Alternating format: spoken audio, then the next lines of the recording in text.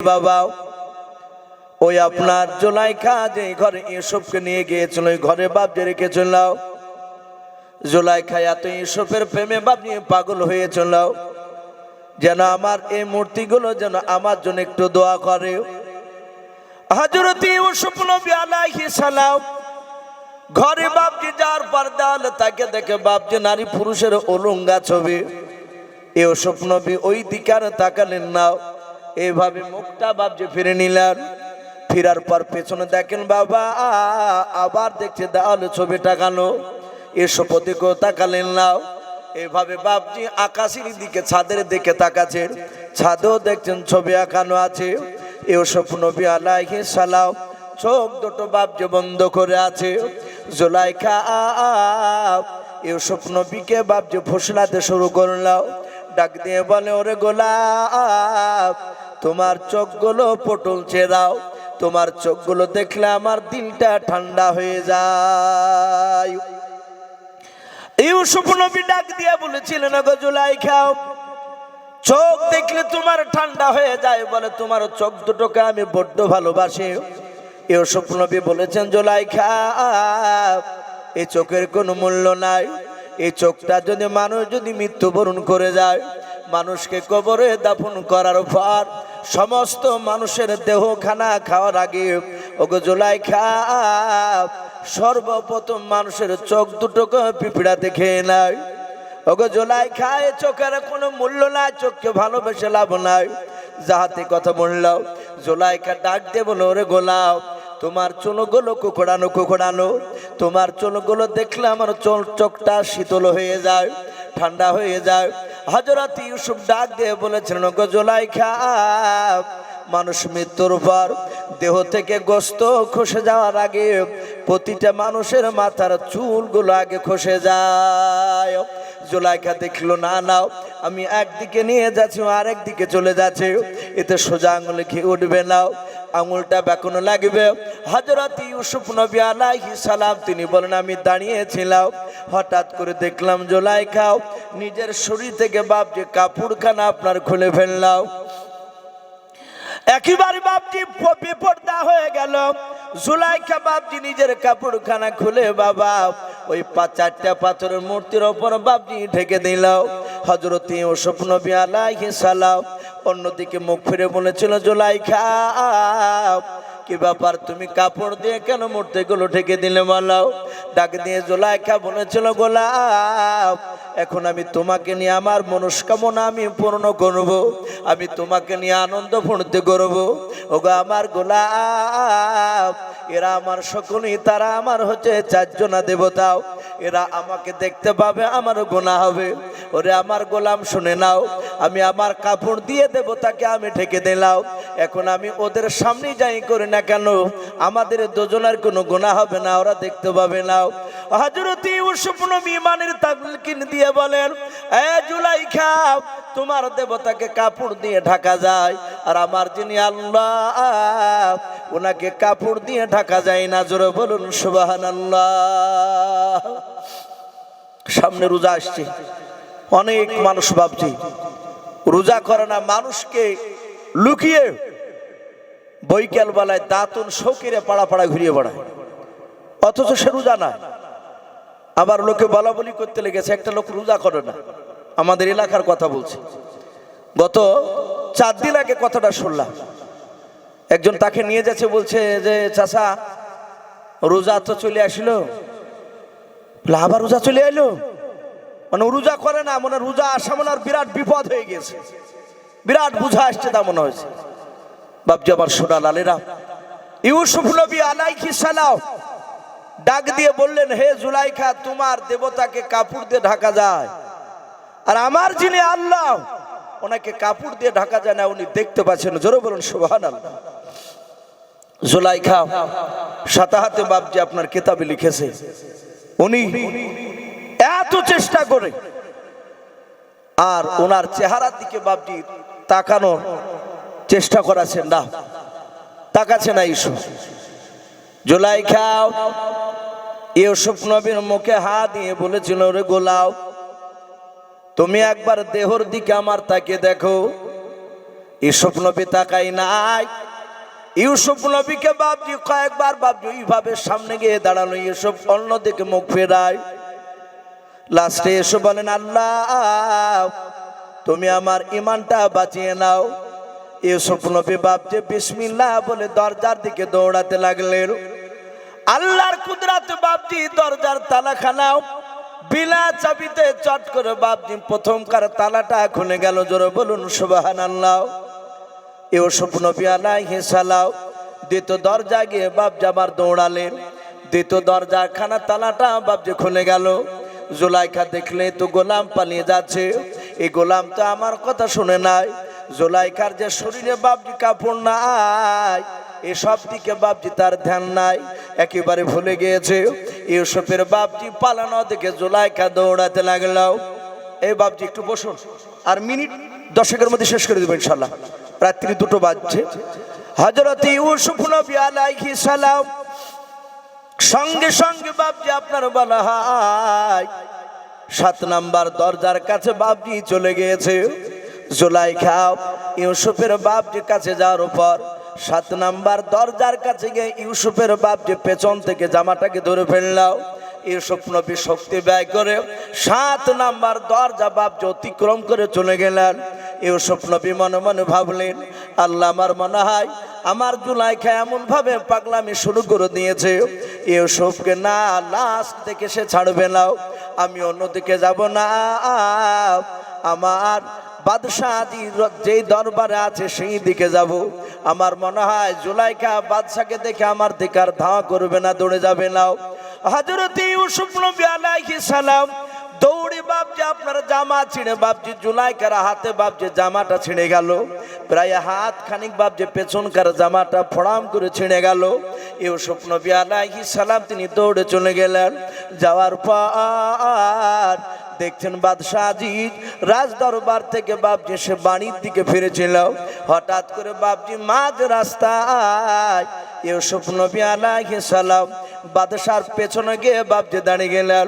জুলাইখা উলঙ্গ অবস্থায় বেপরদা অবস্থায় একেবারে বাদশাহ আজিজের সামনে এসে বাপজি দাঁড়িয়ে গিয়েছে। জুলাইখা দেখলো সর্বনাশ, এ তো আমার স্বামী।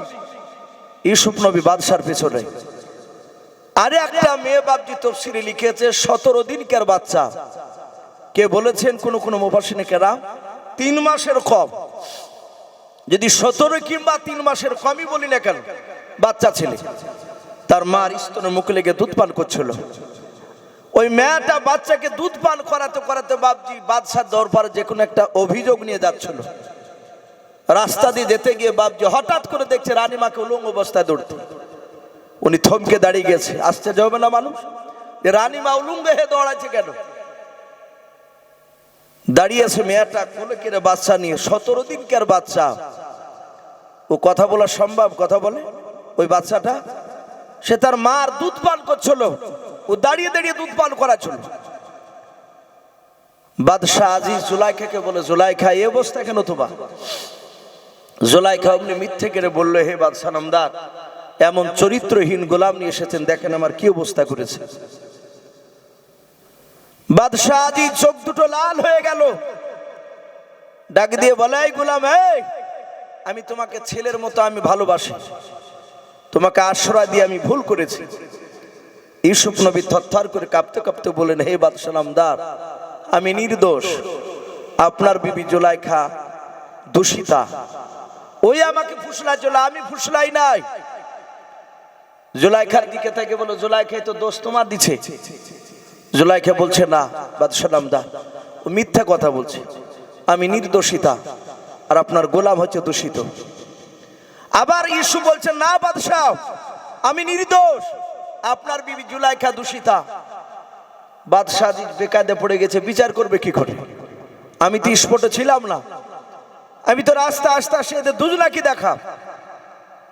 কেতাবে লিখেছে বাদশাহ দিনে ইব্রাহিমের মতে চলতেন। বলুন আলহামদুলিল্লাহ।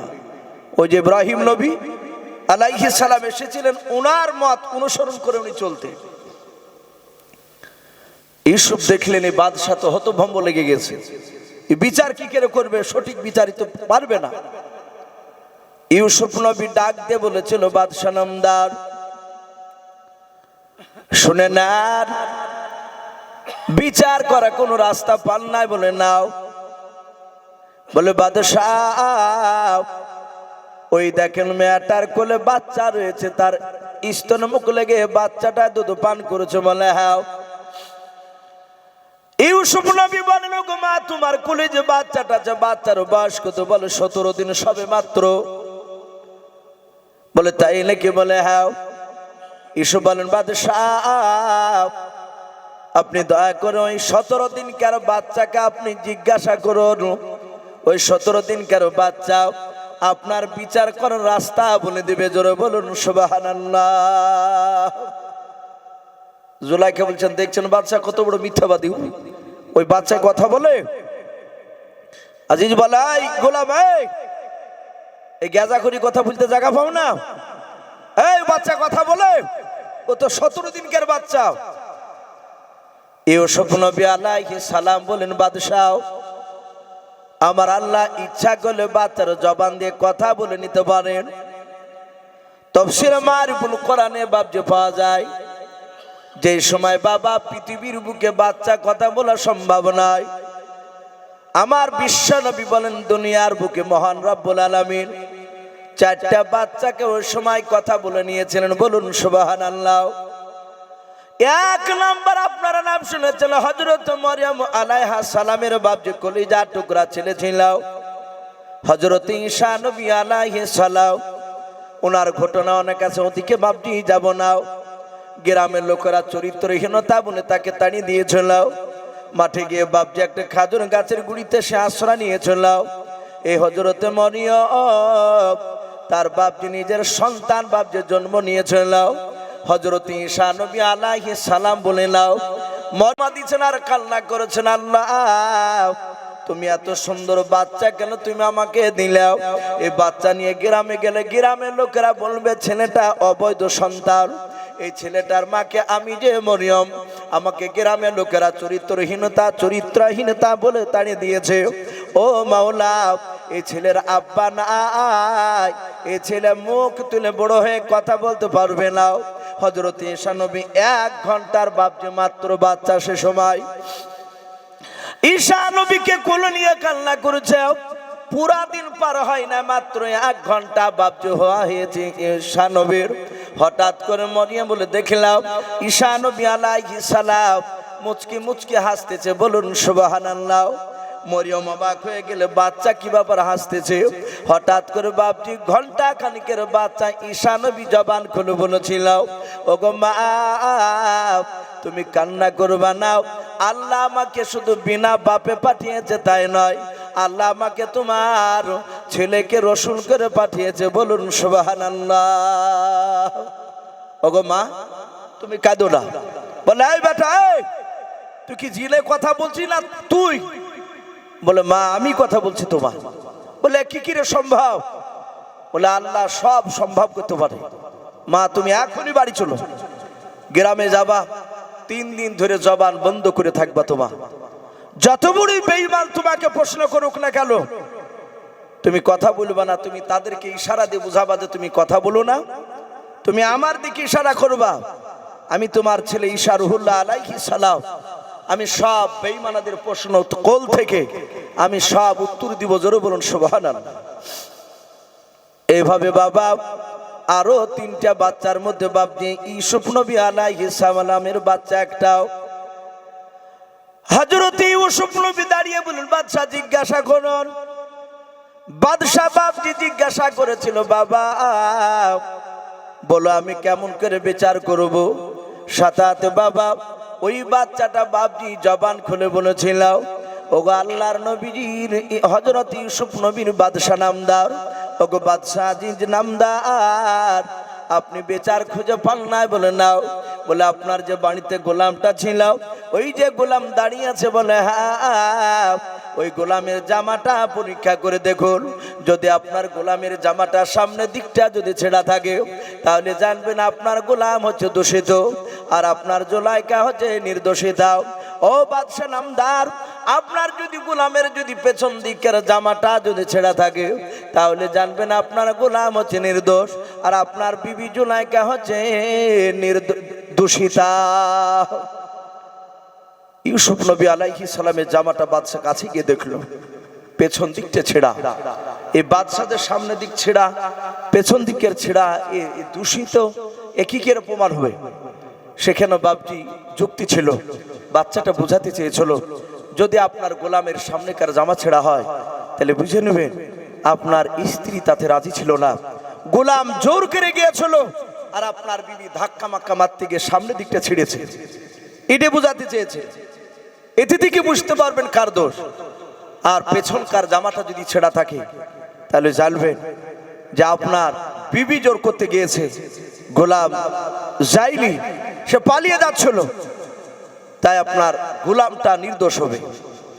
বাপজি ইউসুফ নবী আলাইহিস সালামের এই বিচক্ষণতা দেখে বাচ্চা ছেলের কথা বলা দেখি তুই সব বিশ্বাস করে নিয়েছে যে ইউসুফের দোষ নয়। জুলাইখা দেখলে তো ধরা পড়ে গিয়েছে। জুলাইখা বললেন, বাদশাহ আমার ভুল হয়ে গেছে, আমাকে মাফ করে দেন। বাদশাহ আজিজ সে দিন ইব্রাহিমের মতো চলতেন, তার দিলটা নরম ছিল। উনি রাগ না করে ওনার চেহারার দিকে তাকিয়ে বলেন, হে রানী, আমি ভাবতে পারিনি যে তুমি এত নিচু পথে নামবা, যা আমি তোমাকে আজকের মতো মাফ করে দিলাম, আগামী দিন থেকে যেন এরকম রিপোর্ট যেন আর শুনতে না পায়। ইউসুফ নবীকে বাপজি মাফ করে দিলেন, বলেন বাবা ভুল হয়ে গেছে, আমাকে ক্ষমা করে দিও। ইউসুফ নবী বাপজি থাকতে লাগলেন। ঘটনা অনেক লম্বা বাপজি, যেহেতু 2 ঘন্টা বাদতে চললো। আর বাপজি এটা আমাদের এখন প্রতিদিনই বাপজি প্রোগ্রাম। তো যাই হোক, রাত্রিবেলায় বাপজি আবার সকালবেলায় ফজর নামাজ পড়তে হবে। অনেক মানুষ জালসা শুনে বাপজি ফজর নামাজ আর উঠে না, চালাই পায় না। ঘুম একটা আল্লাহর বড় নিয়ামত।